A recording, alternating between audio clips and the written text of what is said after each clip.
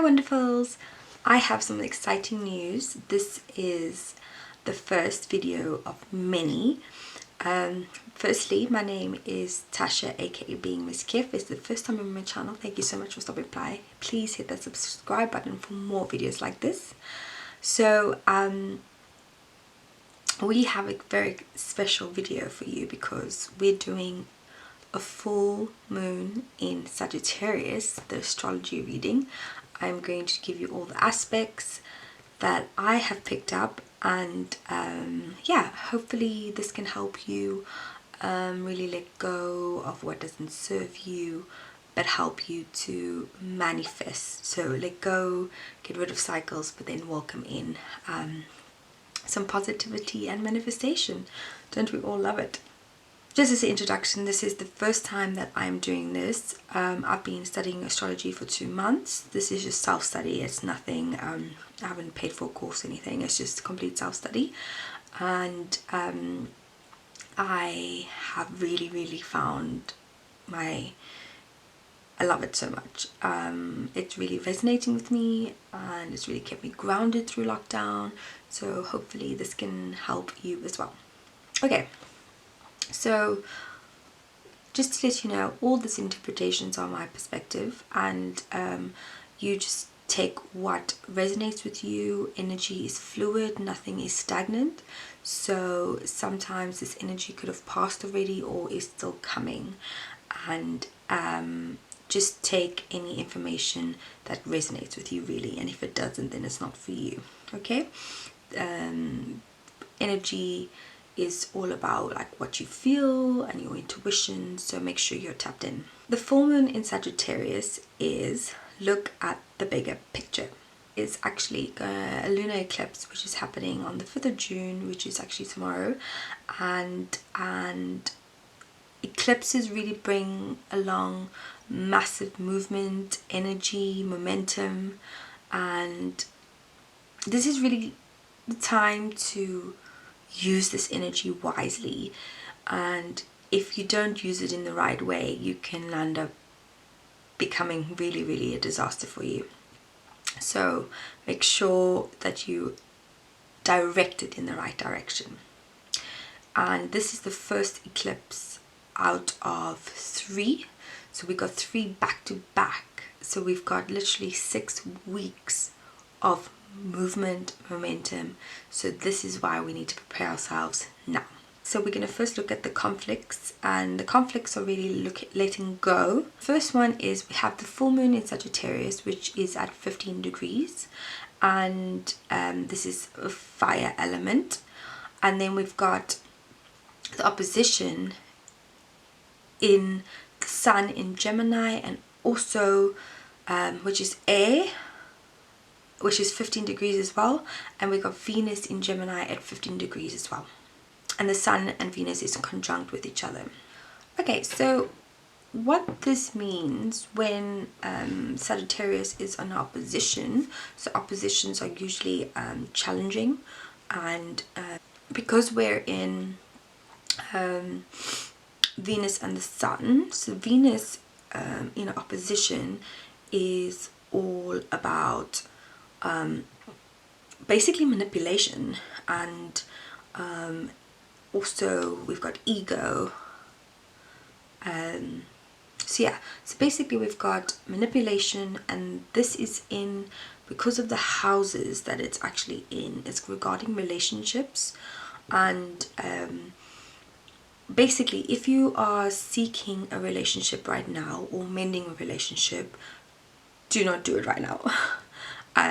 Basically both parties are going to be quite selfish, going to want to get their point of view across, and it's not going to really, nothing's going to be able to resolve itself. If you are seeking new attention, you'll end up going to lower your self-worth, because you're going to attract someone in a very low vibration, because they're going to be very selfish in their needs, very ego manipulative, and you don't want to attract that. You want to attract it when, you know, Venus is in a more harmonic frequency rather than a lower frequency.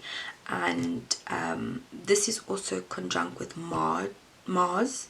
Sorry, it's squared with Mars, which means that this is also like, you know, Mars is that testosterone, Mars is that sexual energy, and you don't want that. Like, don't be seeking out sexual experiences when it's gonna have the wrong message, if you get what I mean. So even in relationships, if you're in relationships, there's going to be a bit of conflict. Also, this could be not just relationships in terms of your partners, but it can also be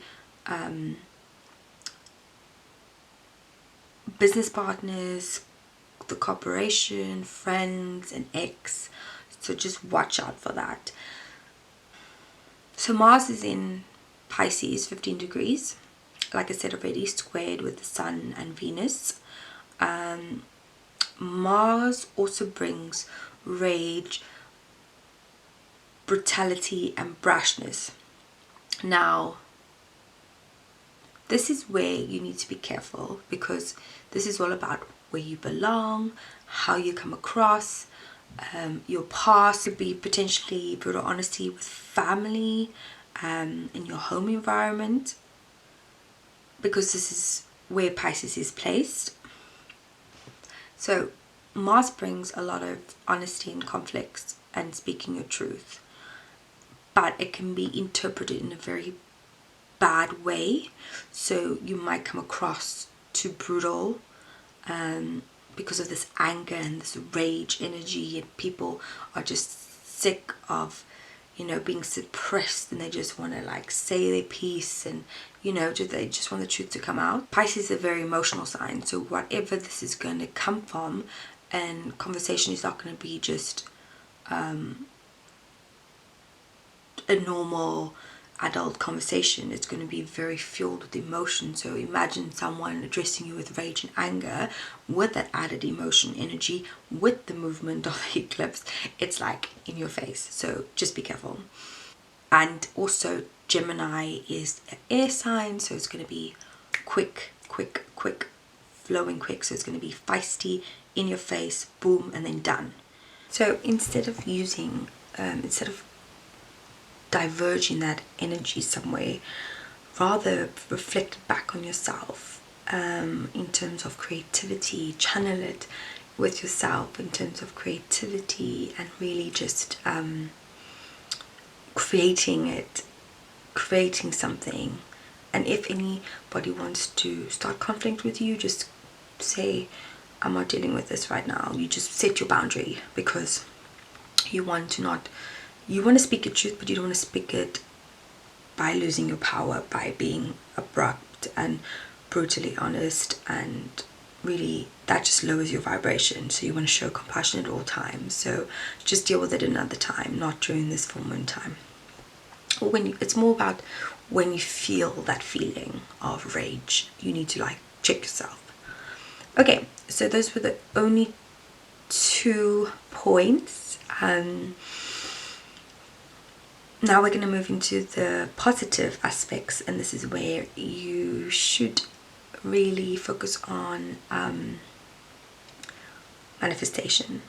So where Sagittarius is 15 degrees, Sun is in Gemini is in 15 degrees, and Pisces in 50 degrees on your astrology chart, your birth chart. You should check it to see which houses that fall in. Those are the houses you need to watch out, because even though this is a guideline of what it's affecting, the energy is different for everybody else. So if you want to know more about where to get your free birth chart, I'll put it down in the description below, and it's also on the blog, which is down on the description below. All of this as well is in the blog in the description below. Okay, so let's move on. We've got some really positive energy here, and this is why I say you really need to focus on yourself rather than this crazy energy you have. So Saturn is 1 degree in Aquarius, and Aquarius is air, and this is conjunct with Jupiter in 26 degrees and Pluto 29 degrees in Capricorn, which is earth. And this is also sextile with Neptune in 20 degrees in Pisces, which is water, to really give us some discipline and focus and structure. So if you have anything that you really wanted to work on, this is very relative to your houses, so check your houses as well. But say if it falls in the category of health and fitness, you need to, this is the time to really give yourself like focus and determination, and just use that energy. So when you're meditating, manifest it in your meditation and say, guys, can you help me really use this Saturn to focus the energy, and maybe visualize Saturn and just channel it like that, or use your chakras, you know, because it's an air sign, Aquarius, you can use movement. So your clarity, your third eye chakra, you can use to see where the movement is going to go and how you're going to organize yourself and things like that. So just bear in mind. In terms of this specific reading, it's in communication, learning and education. So maybe this is a good time to take on something new, or develop on something that you already know, or use it to practice how to communicate. So commit to being disciplined in your communication. Okay, so Jupiter is all about faith and your perspective, and how you move through life through adventure and philosophy. Pluto is all about transformation and healing and taking your power back. This is when your incontrolments are geared to let go of cycles. So break your cycles, break things that doesn't serve you anymore. If you don't know what cycles you're going through, really look at what conflicts you have, what's bringing you like this really crazy feeling you have right now. Dive into that. I took a time out because I was just like, do you know what, I just don't want to deal with people's energies right now, because it's just too much, because it's their energies is filtering into me, and I don't like that, or I am allowing that. So I just said no, just this is me now in my own space, in my own environment, just let me be me. I've also got some shadow work to do. I've also got some meditation. You know, I might be an healer, but I'm also need to take care of myself, because if I don't take care of myself first, then what's, you know, that's not really good practice what I'm doing, right? Anyway, so Neptune is here, which is awesome. We love Neptune. It's our connection to the divine spirit. It's all about enlightenment, inspiration. So this is a great time to manifest, right? And meditate on like your intention settings of where your dreams, where you want to go, what you want to receive, really connecting with the higher self. So really taking the time to ask for the help, or just I feel like it's such a spiritual time. Letting go, breaking cycles, taking your power back. Like, this is freaking awesome. I love it. Neptune is in Pisces, which is water, so very fluid. Jupiter and Pluto is in Capricorn, which is very earth, and Aquarius is air. So you want to make sure that you are flowing and moving forward, really just taking that time with Pluto and Jupiter, which is all about your faith, your perspective, your power, taking back your power. It's all about grounding yourself. So that's where the meditation comes in. And the Pisces, the water, is the emotional side. So you want to make sure that you express your emotional side and really get it out. Like, do some shadow work. That's just how it's going to work. And also water is very flowy, very tranquil. Like, just think of the elements and what resonates with you. So Uranus is in Taurus at 8 degrees, and Mercury is in Cancer, which is water, at 9 degrees. So very close in degrees, and they are sextile to each other, so they are in harmony. Uranus is about progress, change, unexpected surprises, where you want to be free and liberated. So be open and let go of any stubbornness. So this could be your home environment, relationships, daily routines. Just be open to it. You know, when we're blocked up, we're not receiving that energy. We are closing ourselves off, so we're keeping an old cycle. So allow yourself to be open. I know that everybody's been struggling with lockdown, but this is not the time to struggle. This is the time to really tap into your spirituality and really just use this to open yourself and move forward, because we need to be open. We need to be really coming together in our spiritual selves, so that we can move this energetic way forward. So maybe looking at an opportunity in your daily life. So if you're bored or doing something, just maybe create a healthy routine that you've always wanted to try. Or this is also a great time for self-employment and being digital as well. So this is another movement with that. Mercury is all about the mind and communication, your intelligence, focus in your daily life, your motherly energy in your communication, and just really being a bit more mature about it, right? Or enhancing your intelligence of your mind and disciplining it more. Loads of self-work here, loads of self-work.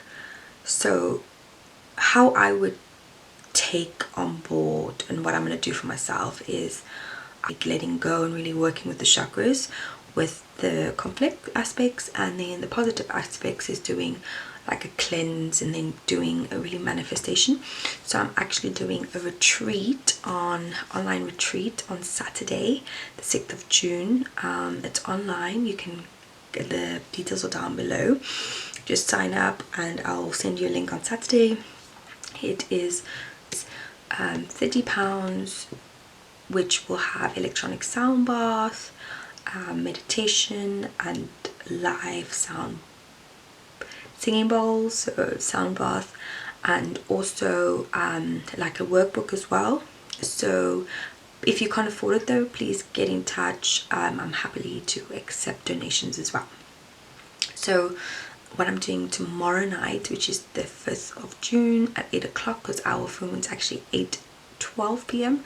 we'll be doing a meditation online at 8 o'clock, and this will just help us as a general overview of the full moon in Sagittarius and letting go and manifesting. So yes, I really hope you've liked this video. Please give it a thumbs up, please subscribe, and if anything really resonates with you, if you've got any questions, please let me know down below. I am also coming up with a new series called the Full Moon in 12 houses. So it's how you can, the full moon meditation in 12 houses. So it's like how you can work on letting go if the house falls within your if the full moon falls within your house. So there are 12 houses, and I'll get into that into another video, but yes, just for you right now, I'm becoming a series near you. The series will be launching, I would say, this weekend. I can only record in the evenings because the sound is ridiculous. There is no soundproofing, and you can hear everything, so I have to record videos at night. But anyway, hope you've loved this video. Happy full moon everybody, and I'll see you on Facebook tomorrow night at 8 o'clock, and I'll link all the information up. The new moon will be in Cancer, which is a solar eclipse on the 21st of June, which is our summer solstice. So make sure that you subscribe so that you can get a notification and ring the bell so you can get a notification for the next video.